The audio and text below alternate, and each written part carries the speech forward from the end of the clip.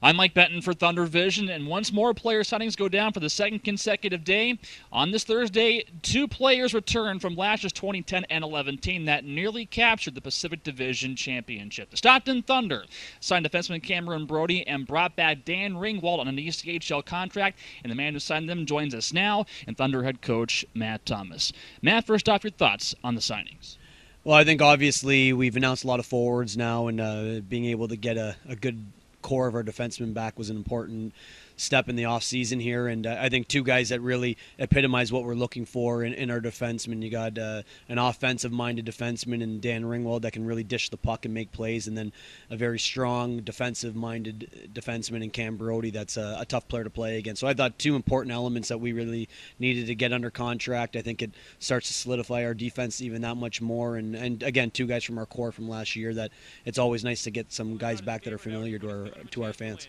As far as Ringwald is concerned, he comes back this season under different conditions after he skated last season under an AHL contract via the New York Rangers organization. But how can familiarity now with a longer schedule in the pros as compared to college help with his development?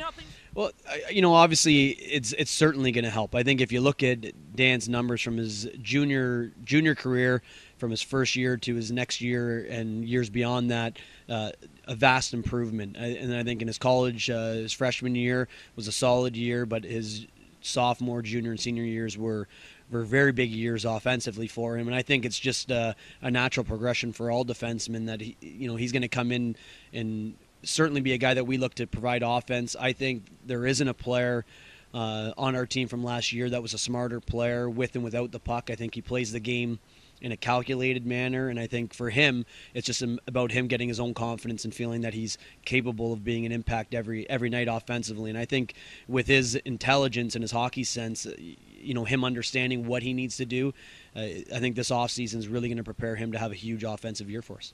You have pressed the point continuously week after week at how many changes might be going on with this team for this next season, but still with Ringwald and Brodie back, they're now into the fold with other players like Jordan Foreman, Jordan Fulton, Brittany Cameron from last year's team. How can that core be helpful for you in terms of helping your team evolve and also accomplish its goals for this next season? Well, I think there's going to be a lot of turnover, and I think anytime you have turnover, you got to be careful of having too much turnover. So I think getting guys back that understand what's expected from me as a coach and what's expected from our organization, from our fan base, it's going to help the room. I think these guys understand what's expected and how we're supposed to play. I think these guys know exactly the style that we like to play here, and they're a big part of our success last year. So anytime you're getting those types of guys and mixing them in with the newer guys, I think it's only going to help the transition period for the entire team getting to the level that we want to be at, which is a team that can win every single night. And I think those guys, we talked about the forwards already earlier. We've got basically an entire line up front in returning guys, and now having a left shot and a right shot D. It starts to kind of solidify a core that we were hoping to have back for next year. And I think all five of those guys are, going into their second season. Foreman obviously going into his fourth season, but guys that really know how to play at this level, and more importantly, how to be successful night in and night out. Brodie perhaps taken a more of an unconventional path to the pros in his time in the BCHL and also 1 year in college. But with the ability for him to adjust last year and getting some training camp time as well into the San Jose Sharks, how can his potential and his size lead to coachability and ultimately growth in his career? Well, I think if there's anybody that I felt that really improved over the year, I thought it was Cam Brodie.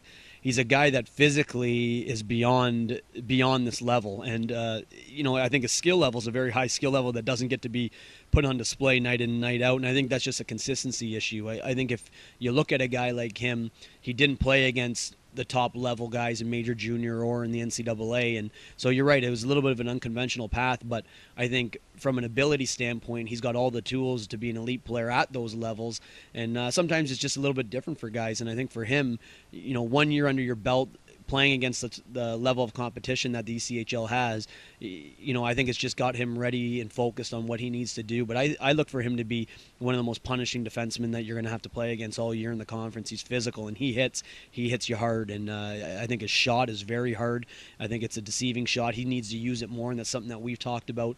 I think his physical play has got to be on a more consistent basis, but when he puts all those things together, and with 1 year under his belt going into the second year, he should be a guy that's really focused on improving on the things that make him a good player, and then the things that he needs to kind of add into his game, really focusing on making those things that much stronger. And he's so committed. I don't think there's many guys that you get that are as committed as a guy like Cam Brodie. He's a coachable guy. He really wants to learn, and he's focused. He wants to try to go as far as he can in his pro career, and you see it every day in his work ethic. And for a guy like that, when you've got that work ethic with the skill and the brute strength that he does have, the sky's the limit for what he can accomplish in his pro career. Thanks, Matt. Thanks.